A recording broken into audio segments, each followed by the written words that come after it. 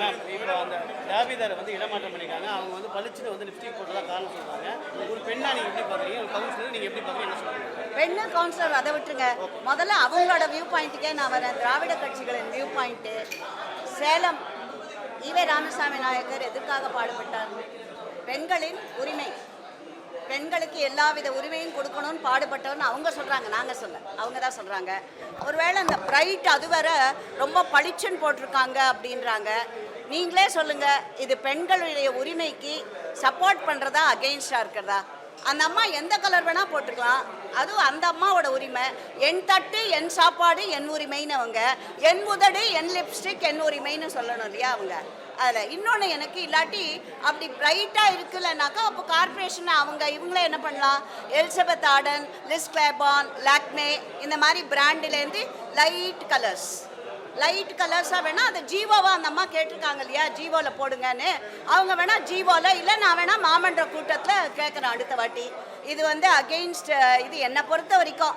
And இன்னொன்று அவங்க ஒரு வேளை அதுவும் வச்சுருக்காங்களோன்னு அவங்களுக்கெல்லாம் அவங்க கட்சியில் 50 வயசு 70 வயசு 80 வயசு ஆனாலும் அவர்கள் இளைஞர்கள்.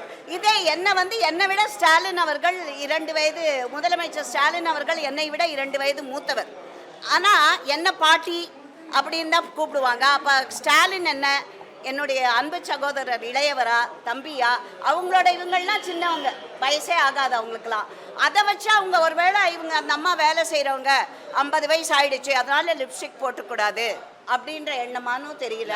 வயசு வரம்பு அவங்களுக்கு தான் ஆப்போசிட், இவங்களுக்கு தான். இவங்க கட்சியை சேர்ந்தவர்களுக்கு, இவங்களுக்கு வேண்டப்பட்டவர்களுக்கு வயசு வரம்பு கிடையாதுன்னு ஒரு வேளை நினைக்கிறாங்க.